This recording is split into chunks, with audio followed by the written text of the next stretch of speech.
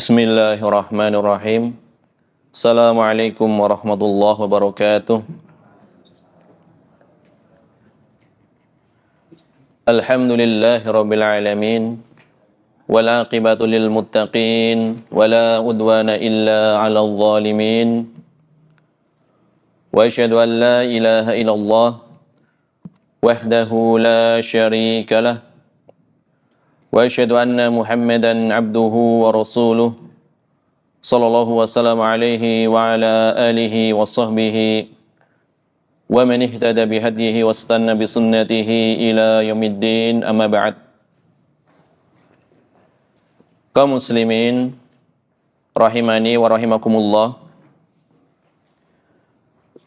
marilah kita lanjutkan kajian ilmiah kita insyaallah ta'ala, kajian kitab Umdatul Ahkam yang ditulis oleh Al-Hafidh Abdul Ghani Al-Maqdisi rahimahullahu ta'ala.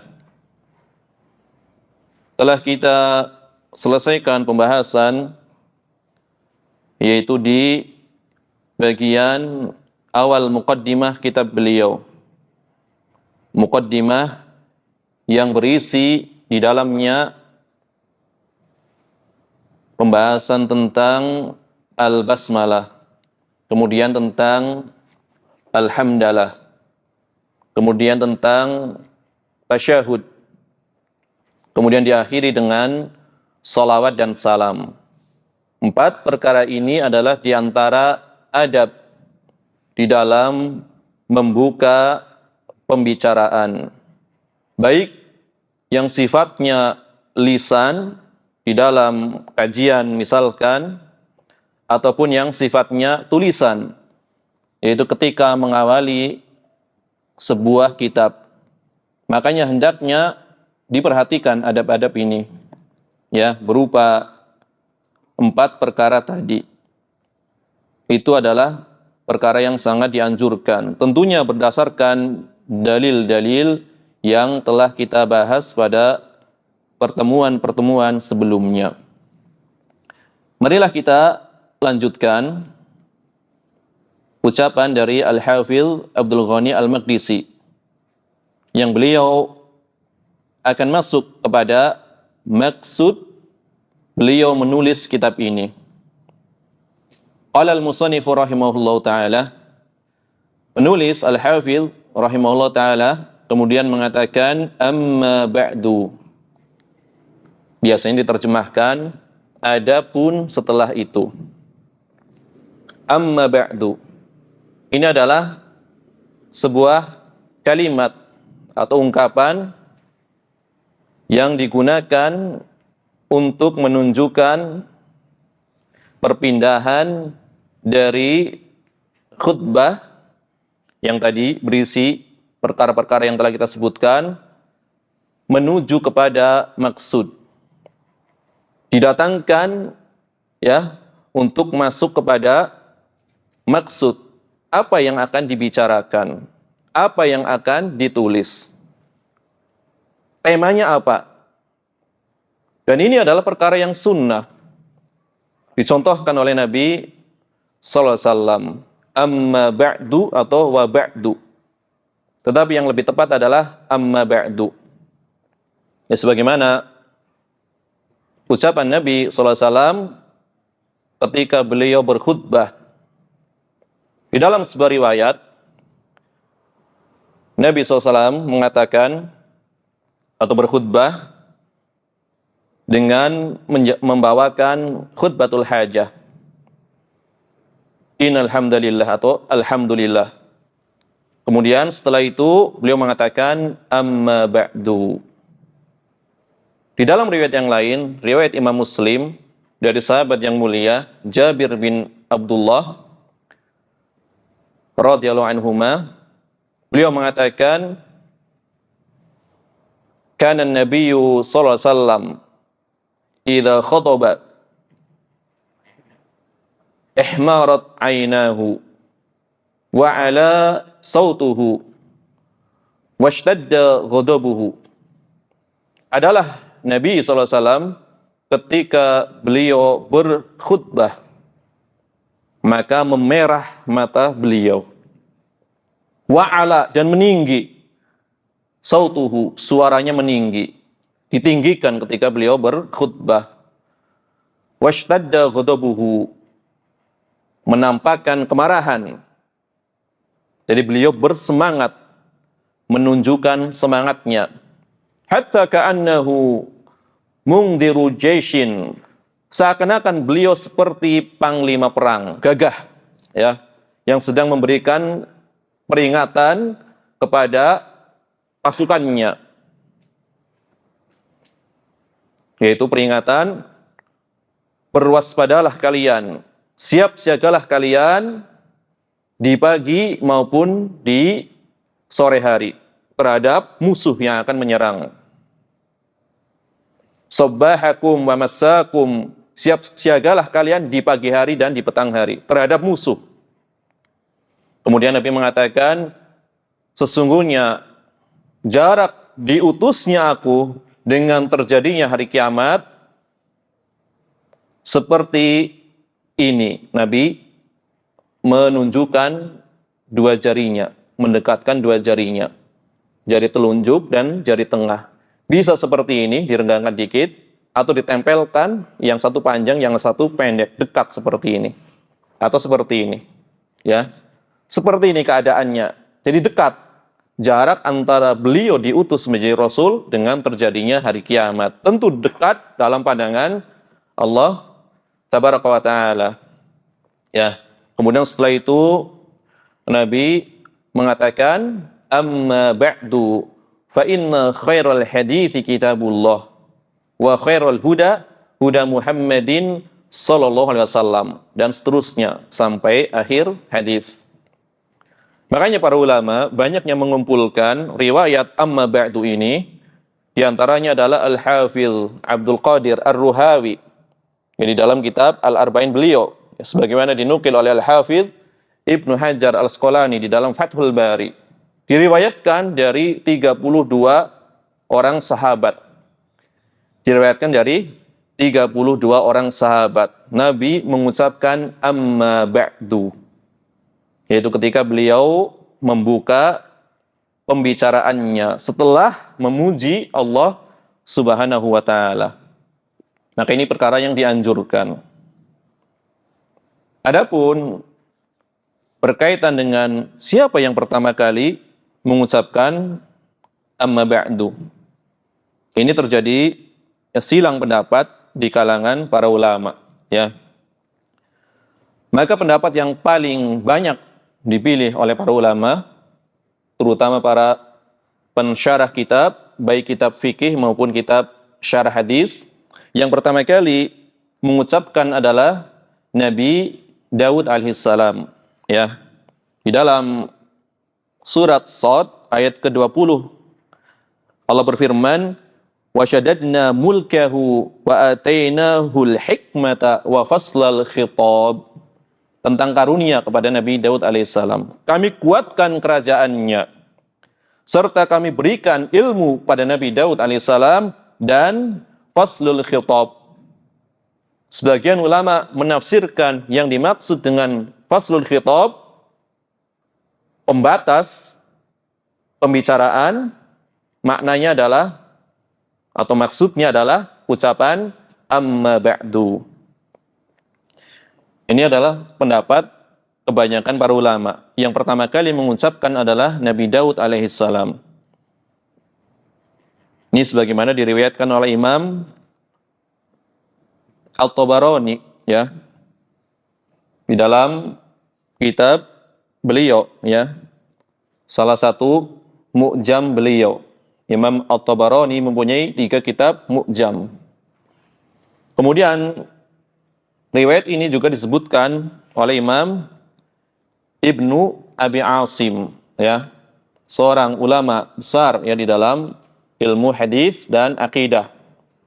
Beliau mempunyai Kitabus Sunnah, Imam Ibnu Abi Asim. Di dalam kitab Al-Awail, beliau menyebutkan yang pertama kali mengucapkannya adalah Nabi Daud alaihissalam, kitab Al-Awail. Ya, apa-apa yang pertama. Ya, jadi orang-orang yang pertama, kemudian perkara apa yang pertama, maka disebutkan di dalam kitab ini. Hanya saja diperselisihkan oleh para ulama tentang kesahihan riwayatnya. Tapi ini masyhur yang dibawakan oleh para ulama. Sebagian mengatakan riwayatnya dhaif, ya sebagian mengatakan riwayatnya bisa ya naik ya menjadi hasan. Kemudian Al-Hafidz Ibnu Hajar juga menyebutkan beberapa pendapat lain. Siapa yang mengucapkan amma ba'du? Di antaranya disebutkan yang pertama kali mengucapkan adalah Nabi Yakub alaihissalam. Nabi Yakub alaihissalam. Nama lainnya siapa? Nabi Israil alaihissalam. Malah dipakai sebagai nama negara. Padahal nama Nabi yang mulia, Nabi Israil alaihissalam. Nabi Yakub alaihissalam. Ini sebagaimana diriwayatkan oleh Imam Ad-Daruqutni. Ya. Diriwayatkan oleh Imam Ad-Daruqutni. Pendapat yang lain, yang pertama kali mengucapkan amma ba'du adalah Ya'rib bin Qahtan. Ya. Ini juga dibawakan oleh Al-Imam Burhanuddin, ya. Al-Imam Burhanuddin Ibnu Mufli Al-Hambali di dalam kitab beliau Al-Mubdi Syarhul Muqni. Ya. Berkaitan dengan amma ba'du, tadi dikatakan amma ba'du adalah sebuah ungkapan yang didatangkan untuk berpindah dari muqaddimah yang berisi pujian dan lain menuju ke maudhu atau tema yang akan dibahas. Tapi sebagian ulama mengatakan amma ba'du didatangkan untuk berpindah dari satu uslub ke uslub lain. Satu gaya bahasa, satu gaya ungkapan ke ungkapan yang lainnya. Tetapi ini kurang kuat, ya. Seandainya itu benar, tentunya setiap akan merubah uslub mengucapkan amma ba'du. Tetapi pada kenyataannya kalau kita lihat di kitab-kitab, amma ba'du hanya diucapkan sekali saja di awal, ya. Ya setelah muqaddimah. Makanya Syekh Muhammad bin Shalih Al-Utsaimin di dalam kitab beliau, kitab Fathul Jalali wal Ikram bi Syarhi Bulughil Maram, ketika menjelaskan amma ba'du, maka pendapat yang menyatakan amma ba'du didatangkan untuk berpindah dari satu uslub ke uslub yang lain, ini kurang kuat. Yang tepatnya adalah yang pertama yang kita sebutkan di awal. Ya. Kemudian setelah itu Al-Hafidz mengatakan fa inna ba'da ikhwani, sesungguhnya sebagian saudara-saudaraku. Tentu ikhwan di sini adalah saudara seiman, ya. Ikhwan atau ikhwah.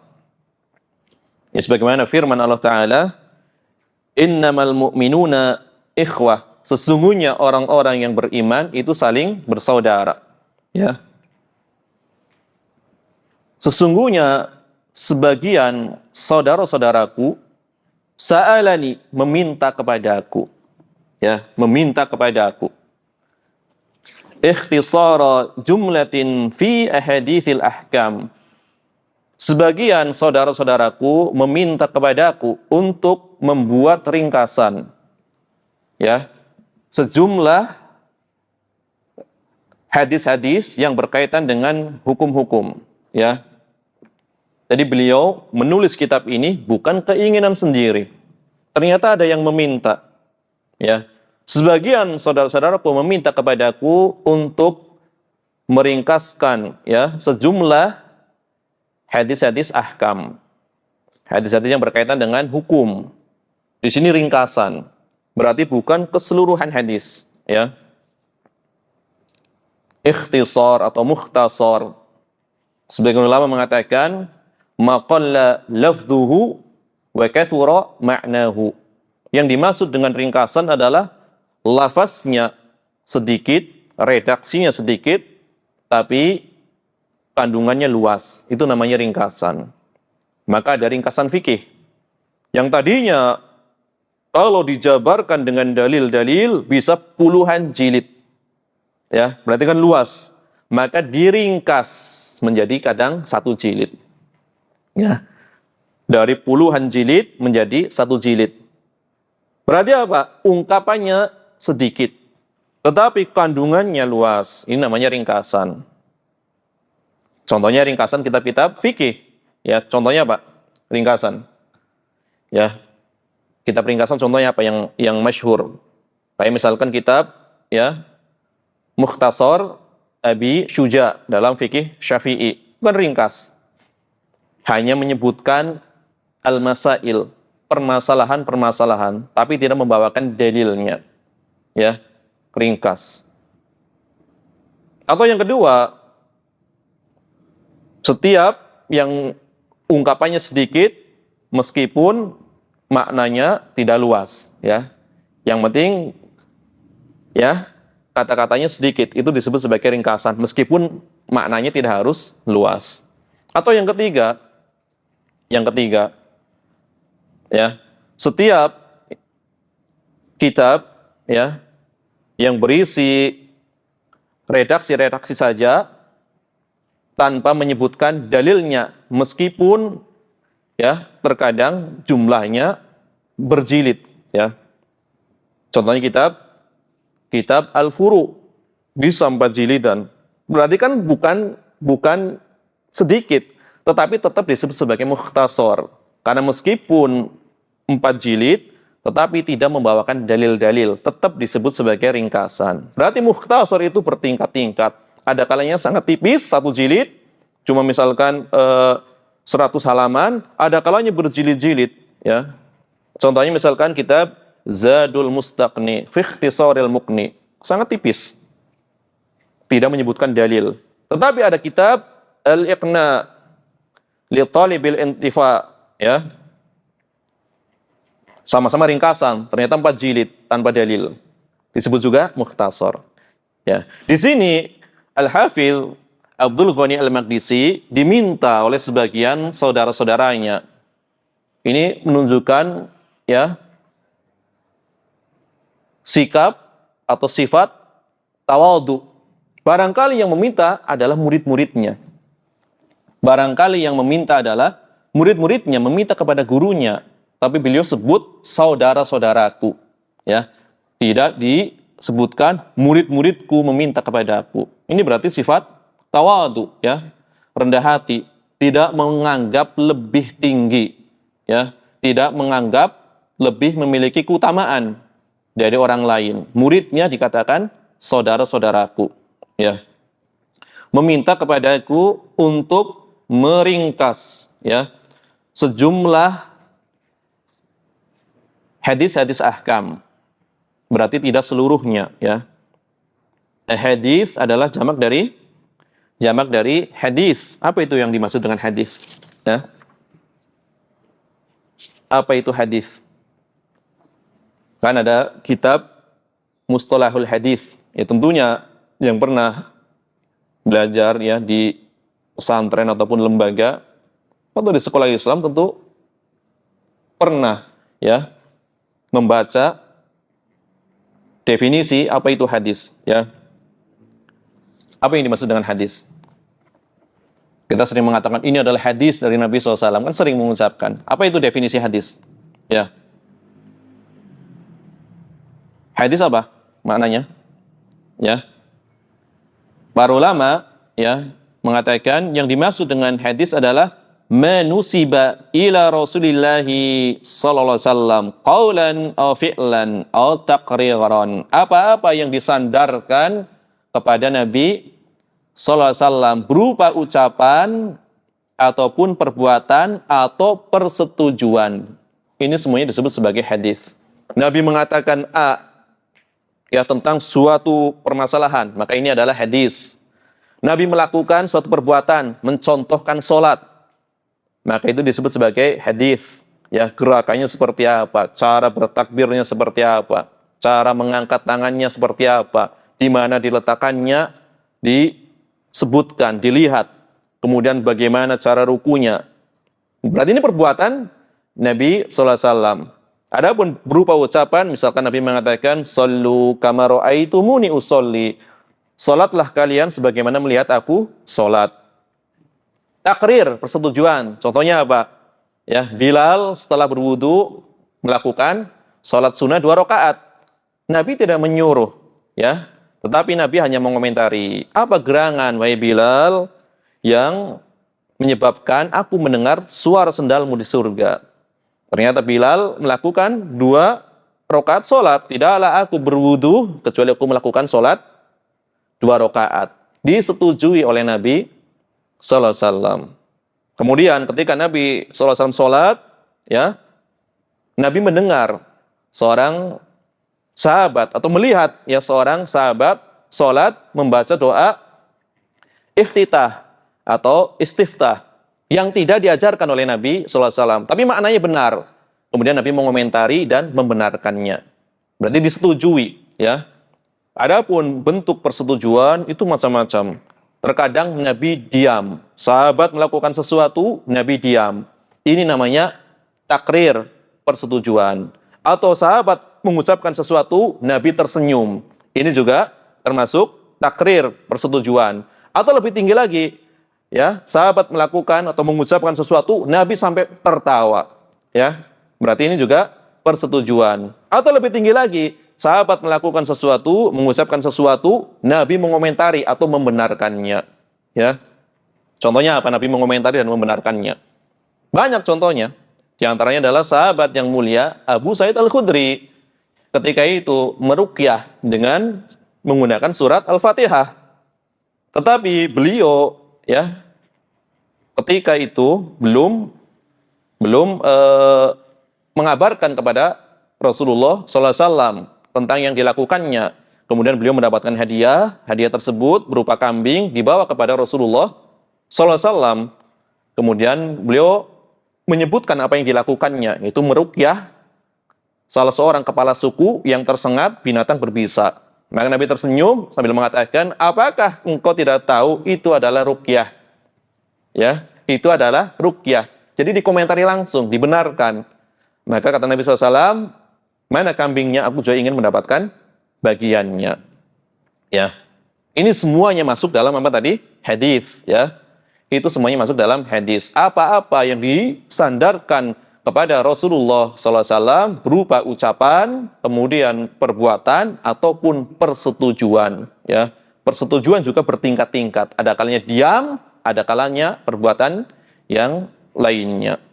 Dan ini sebagai padanan dari sunnah. Ya, kan bisa mengatakan Al-Quran dan sunnah. Sunnah juga maknanya luas. Terkadang sunnah maknanya adalah sebagai padanan hadis. Ya, tapi sunnah nanti maknanya bisa sebagai padanan dari al-aqidah, ya, akidah. Tergantung ulama dari cabang ilmu yang mana, ya. Nanti ada istilah sunnah menurut ahli fikih. Apa itu berarti? Ini hukumnya sunnah. Sunnah menurut ahli fikih apa maksudnya? Ya, dikerjakan mendapatkan pahala, ya. Ditinggalkan tidak berdosa. Ini sunnah menurut istilah ahli fikih. Kalau menurut istilah ahli hadis adalah sebagai padanan dari hadis, ya. Termasuk apa? Termasuk sifat Nabi SAW. Sifat yang berkaitan dengan fisik maupun akhlaknya. Itu disebut sebagai sunnah. Badan Nabi SAW berarti menurut ulama ahli hadis itu adalah sunnah, ya. Berarti padanan dari hadis. Yang ketiga, sunnah menurut ulama usul fikih. Apa? Kan beda. Ini fikih tadi dah kita mengetahui. Menurut ulama usul fikih adalah setiap, ya, sumber hukum, ya, selain dari Al-Quran yang disandarkan kepada Nabi SAW, yaitu berupa ucapan, perbuatan, maupun persetujuan. Ya. Tetapi bentuk tubuh atau badan Nabi SAW, kemudian sifat Nabi SAW tidak masuk istilah sunnah di dalam istilah apa? Usul fikih, hanya sebagai sumber hukum saja. Ya. Sumber hukum yang berasal dari Nabi SAW. Kalau hadis mencakup semuanya. Pokoknya yang penting disandarkan kepada Nabi SAW, ya. Kemudian sunnah menurut ulama akidah adalah mencakup ya perjalanan Nabi SAW secara semuanya ya, baik yang sifatnya di situ nanti perkara yang wajib maupun yang sunnah ataupun yang lainnya ya, disandarkan kepada Nabi SAW atau manhaj ya, metode atau perjalanan Nabi SAW di dalam cara beragamanya. Berarti lebih luas lagi ya. Atau Islam itu sendiri juga disebut sebagai sunnah ya. Ketahuilah bahwasannya Islam adalah sunnah, sunnah adalah Islam. Maksudnya dalam masalah akidah ya. Maka kita harus menempatkan istilah itu sesuai dengan ya keadaannya. Tergantung ulama di cabang ilmu apa yang mengatakannya ya. Salat qobliyah subuh hukumnya apa? Sunnah menurut istilah ulama fikih ya, seperti itu. Kemudian apa yang dimaksud dengan ahkam? Ahkam kan jamak ya. Ya, ahkam jamak dari apa? Ya. Ya, dari al-hukmu ya. Al-hukmu jamaknya adalah al-ahkam. Apa yang dimaksud dengan hukum? Kan sering bahas juga gini, hukum. Ya. Apa yang dimaksud dengan hukum? Hukum itu apa? Ya. Ini banyak istilah ini banyak dibahas di usul fikih sebenarnya, ya. Tapi tidak mengapa sedikit-sedikit ya. Yang dimaksud dengan hukum adalah ma thabata bi khitabillahi ta'ala al-muta'allaq bi af'alil ibad. Apa yang tetap ya berdasarkan khitabullah. Khitab itu arah pembicaraan. Berarti apa? Titah ya. Titah atau perintah dari Allah. Apa yang tetap ya didasarkan dari khitabullah, titah Allah, perintah Allah yang dikaitkan dengan perbuatan-perbuatan hamba ya. Contohnya apa? Khitab yang menunjukkan perbuatan ini adalah wajib ya, harus dilakukan berarti. Kemudian khitab yang menunjukkan perbuatan ini adalah haram, harus ditinggalkan. Atau berupa takhir, pilihan, boleh dilakukan ya, boleh tidak dilakukan. Ya, maka khitab ini, titah ini, pembicaraan syar'i ini mencakup apa yang berasal dari Al-Qur'an. Khitabnya ada di Al-Qur'an. Nanti saya contohkan. Ada pula khitab yang dari as-sunnah atau hadis. Ada pula berupa ijma, ya, perkara yang disepakati, tidak ada khilaf. Itu masuk dalam khitab. Ada pula berupa qiyas, ya. Adapun arah pembicaraan khitab dari Al-Qur'an, contohnya apa? Yang menunjukkan perintah wajib, ya. Kewajiban salat contohnya, ya. Firman Allah Ta'ala, ya, wa aqimus salata wa atuz zakah, dan dirikanlah salat dan bayarlah zakat. Ini ada perintah di sini kan? Hukum asal perintah apa? Hukum asal perintah wajib, kecuali ada dalil yang memalingkan. Ini semuanya adalah khitabullah, ya, titah dari Allah, yaitu berupa dalil dari Al-Quran. Ada kalimat perintah yang menunjukkan hukum asal perintah adalah wajib, kecuali ada dalil yang memalingkannya, bisa menjadi sunnah, ya, yang berupa sesuatu ya pengharaman. Contohnya apa? Ya, kalau tadi kan suatu yang sifatnya mewajibkan, dirikanlah sholat, kemudian bayarlah zakat, kan perintah, menunjukkan hukumnya wajib. Contohnya apa? Yang menunjukkan adanya penghalalan, adanya pengharaman, ya. Misalkan firman Allah Ta'ala, ya, wa ahallallahu al-bay'a wa harrama ar-riba. Ya, sesungguhnya atau dan Allah telah menghalalkan al-bai', jual beli. Allah menghalalkan jual beli. Wa harrama ar-riba, dan mengharamkan riba. Berarti hukum asal jual beli adalah halal. Hukum asal muamalah itu halal. Ya. Hukum asalnya adalah halal. Adapun riba itu diharamkan. Nanti ada pembahasan, ya. Riba dengan jenis-jenisnya. Ini semuanya masuk di dalam, ya, atau berkaitan dengan al-hukmu, ya, jamaknya adalah al-ahkam. Jadi apa yang tetap, ya, dari atau berdasarkan khitabullah, titah dari Allah, arah pembicaraan dari Allah yang berkaitan dengan perbuatan-perbuatan hamba. Bisa berupa perintah, bisa berupa larangan, bisa berupa pilihan. Ini semuanya ya adalah disebut sebagai al-hukmu. Di sini dikatakan sebagian saudara-saudaraku meminta kepadaku untuk menulis ya sejumlah hadis yang berkaitan dengan al-ahkam, hukum-hukum. Maksudnya hukum-hukum fikih di sini. Ya. Kenapa dibatasi dengan hukum? Karena riwayat yaitu berupa hadis itu tidak terbatas pada ahkam saja. Ya. Ada kalanya hadis tersebut berkaitan dengan al-aqidah, keyakinan. Ada kalanya hadis tersebut berkaitan dengan apa? Dengan contohnya apa? Selain akidah berkaitan dengan apa? Ya. Banyak sekali. Bagi yang membaca kitab hadis itu tentu tahu, ya. Kita contohkan nanti, misalkan kitab Sahih Al-Bukhari, itu isinya apa aja? Apakah ahkam semua? Itu tentu tidak, ya kan? Pertama membahas tentang apa? Ya, awal turunnya wahyu. Kemudian kitab Al-Iman, tentang apa itu? Tentang akidah, ya. Kemudian membahas tentang Kitabul Ilmi, tentang ilmu. Setelah itu membahas tentang Toharoh, berarti hukum-hukum fikih nanti kaitannya kan. Kemudian tentang sholat. Kemudian membahas tentang berkaitan dengan tafsir, ya. Sebagian tafsir ayat Al-Quran. Kemudian nanti ditutup ya dengan Kitabut Tauhid. Ya. Maka kitabnya disebut sebagai Kitabul Jami, yang menyeluruh, pembahasan yang menyeluruh. Di sini yang diminta adalah hanya hadis ahkam saja. Berkaitan dengan pembahasan fikih saja, hukum-hukum fikih. Maka disempitkan ya apa yang ditulis di sini. Berarti hadis-hadisnya adalah berkaitan dengan hukum fikih saja, bukan yang lainnya ya. Nanti ada al-maghazi, ada sirah ya. Berkaitan dengan peperangan, kemudian dengan sirah itu juga ada. Tetapi tidak masuk dalam kitab ini. Yang ada di dalam kitab ini hanya kitab hadis ahkam saja.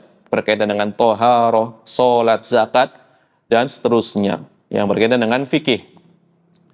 Kemudian, tidak sampai di sini. Tidak sampai di sini saja. Tidak sampai hadis ahkam saja. Tetapi khusus. Maka disebutkan. Mimma tafaqo alaihi al-imamani.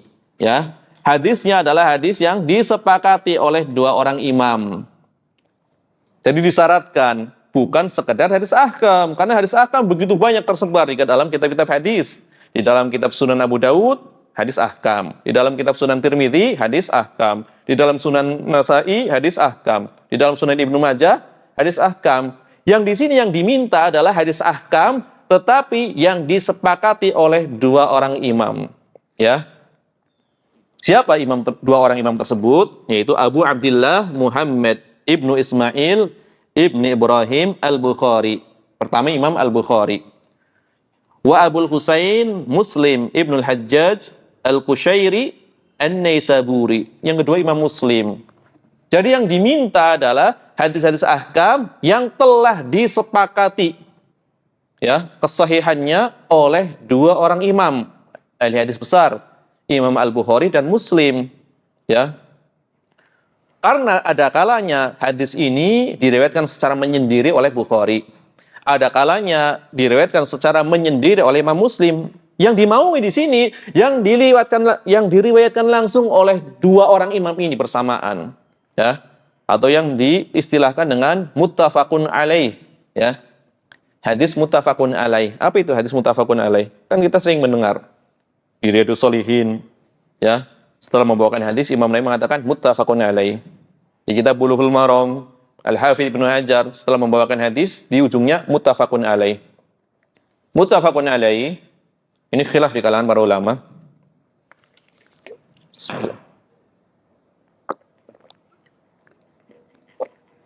Pendapat yang paling banyak dipilih oleh para ulama, yang dimaksud dengan muttafaqun alaih, hadis disebut sebagai muttafaqun alaih adalah hadis yang sahih yang diriwayatkan oleh Imam Al-Bukhari dan Muslim dari satu orang sahabat.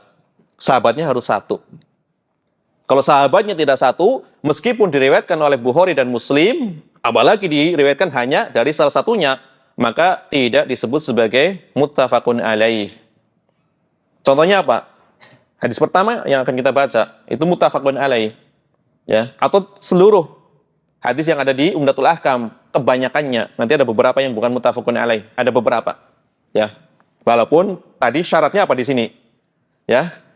Syaratnya di sini kan hadisnya adalah yang disepakati oleh Imam Al-Bukhari dan Muslim. Tetapi ternyata nanti di Umdatul Ahkam ada beberapa hadis yang bukan muttafaqun alaih, ada beberapa. Secara umumnya adalah muttafaqun alaih.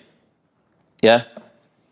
Jadi hadis yang diriwayatkan oleh Imam Al-Bukhari dan Muslim dari satu orang sahabat, misalkan dari Umar, hadisnya sama, ya, secara makna meskipun sedikit ada perbedaan redaksi. Tidak masalah, yang penting kandungannya sama, ya.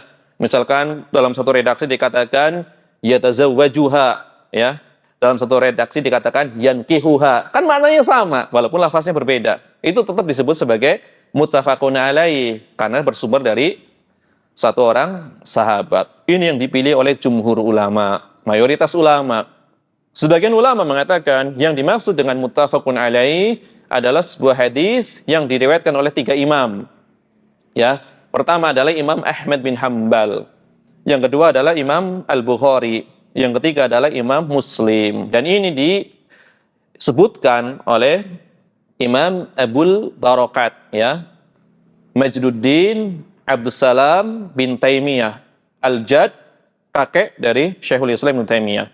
Di dalam kitab beliau Al-Muntaqa, ketika disebutkan muttafaqun alaih, maksudnya hadis ini diriwayatkan oleh 3 imam, ya. Diriwayatkan oleh 3 imam, Ahmad, Bukhari dan Muslim.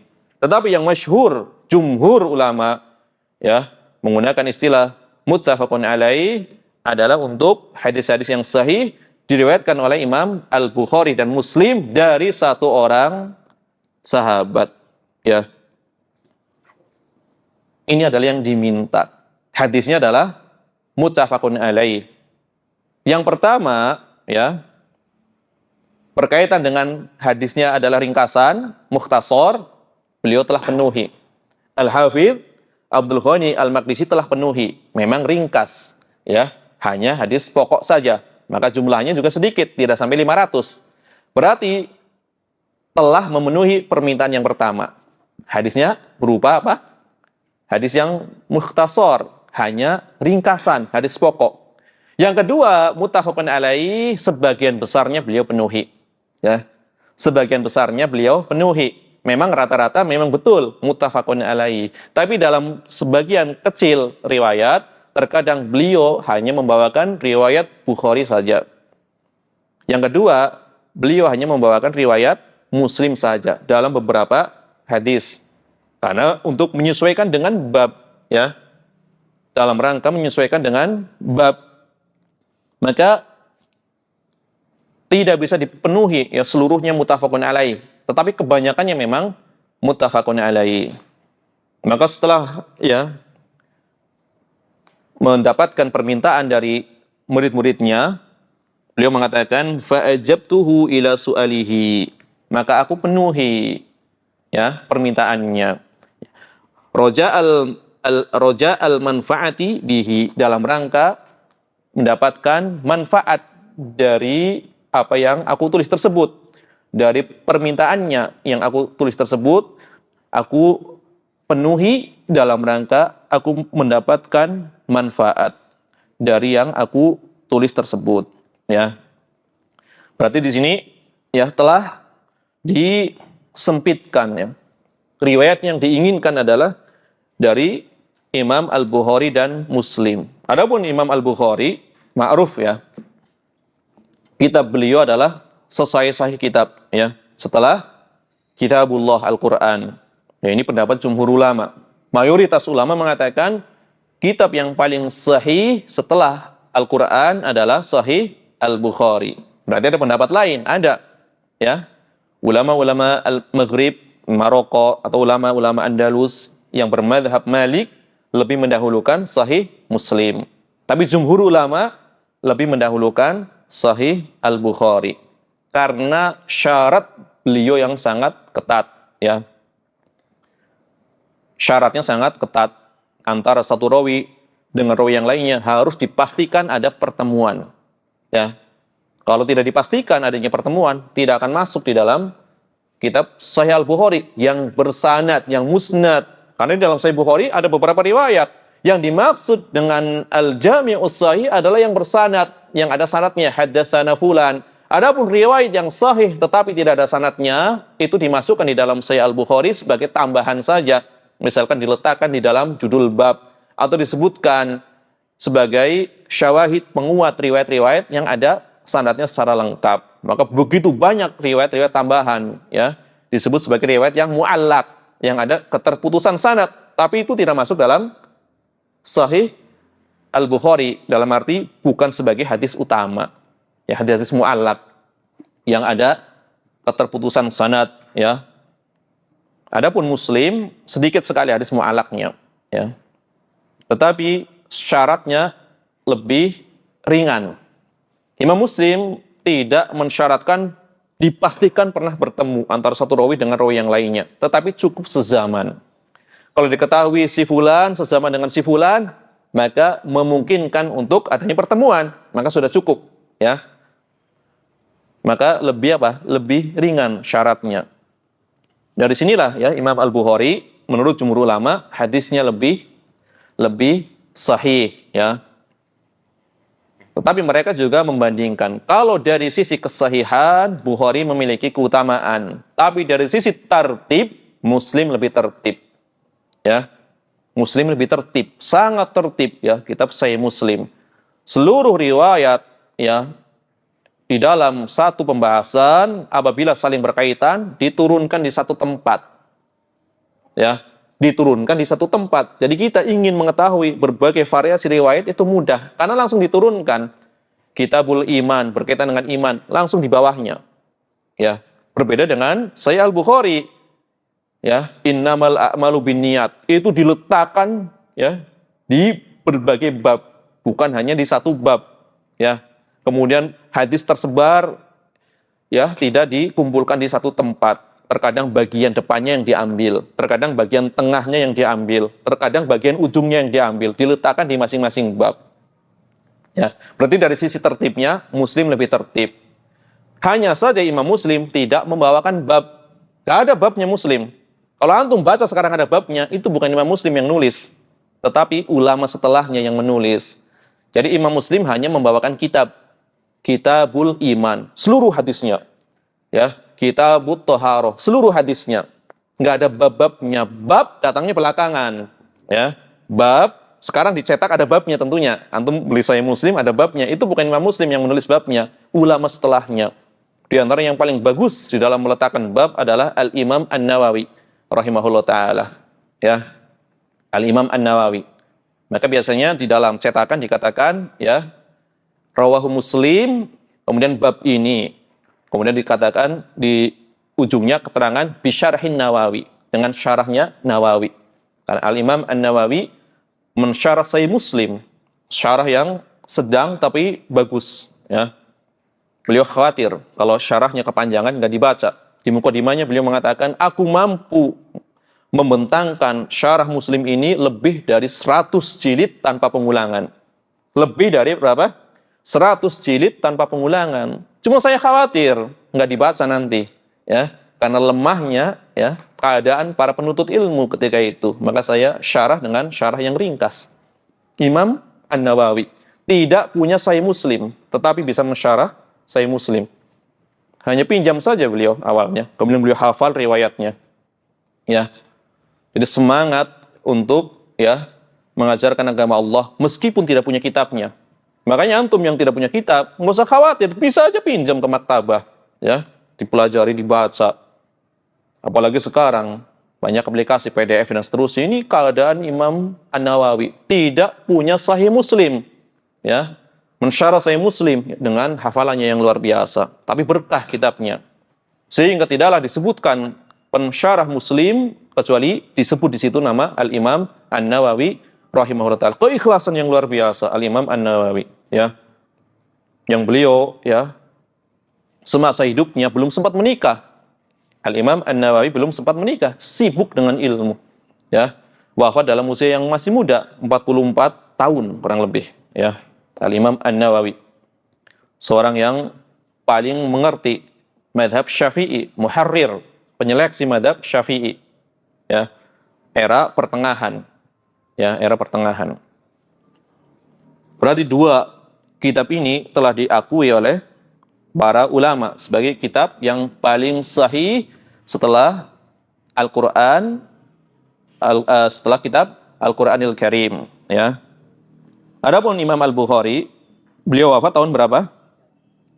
256 Hijriah. Ya. Kemudian Imam Muslim wafat tahun 261 Hijriah. Kitab mereka, Imam Muslim, kemudian digandengkan dengan 4 kitab sunan, terkenal dengan istilah apa? Al-Kutubus Sittah, 6 kitab hadis induk. Ya, Al-Kutubus Sittah. Tadi memiliki keistimewaan 6 kitab induk ini. Ya. Kalau sudah tidak ada riwayat di 6 kitab ini, biasanya ke kitab imam yang lainnya. Muwatta atau Musnad Ahmad, atau Imam At-Tabarani dalam Mu'jam, atau Imam Ibn Abi Syaibah dalam Musannaf, atau Abdul Razak dalam Musannaf, atau Ad-Darimi dalam Sunannya, atau Imam Ad-Daruqutni, atau Al-Imam Al-Baihaqi. Tetapi selama masih ada riwayat di antara 6 kitab itu, maka disandarkan kepada 6 kitab tersebut. Misalkan ada di Bukhari, Muslim, Abu Daud, maka cukup boleh dikatakan Rawahul Bukhari dan Muslim. Ya, riwayat Bukhari dan Muslim itu cukup. Jangan dibalik. Di Bukhari ada, di Muslim ada, di Abu Daud ada, Rawahu Abu Daud. Ya tentu benar riwayat Abu Daud, tapi masih ada Bukhari Muslim. Ini secara adab keliru. Ya, riwayat Abu Daud padahal ada di Bukhari dan Muslim. Dibenarkan riwayat Bukhari tanpa menyebutkan riwayat Abu Daud, karena Bukhari lebih tinggi ya kualitasnya. Seperti itu cara nulis. Ya. Nah, cara membuat keterangannya sebagai merujuk kepada kitab-kitab induk. Rawahu Tirmidzi, ya. Betul di Tirmidzi ada, tetapi masih ada di Muslim. Maka aib. Harusnya rawahu Muslim wa Tirmidzi. Kan seperti itu. Urutannya seperti itu. Apalagi di 6 kitab masih ada rawahu Tabarani. Ini jauh sekali, ya. Di 6 kitab masih ada rawahu At-Tabarani. Harusnya rawahu Tabarani kalau memang di 6 kitab sudah nggak ada, baru rawahu Tabarani, kan gitu. Jadi bukan masalah salah atau benarnya menisbatkan, cuma adab ya menyertakan asal kitab itu perlu diperhatikan. Ya, rawahul Bukhari, ya, rawahul Muslim. Cukup meskipun yang lain itu ada. Ya. Tapi sebaliknya itu dianggap keliru. Ya. Adapun di antara 6 penulis kitab yang tadi kita sebutkan, Kutubus Sittah, semuanya itu non-Arab. Semuanya itu orang ajam, kecuali berapa? 1 orang saja. Siapa? Imam Muslim. Ya, itu asli Quraisy. Ya, asalnya Imam Muslim. Selain Imam Muslim, semuanya adalah orang ajam, bukan orang Arab. Hanya Imam Muslim saja yang orang Arab asli. Dari apa? 6 penulis kitab hadis utama yang orang Arab cuma Imam Muslim saja.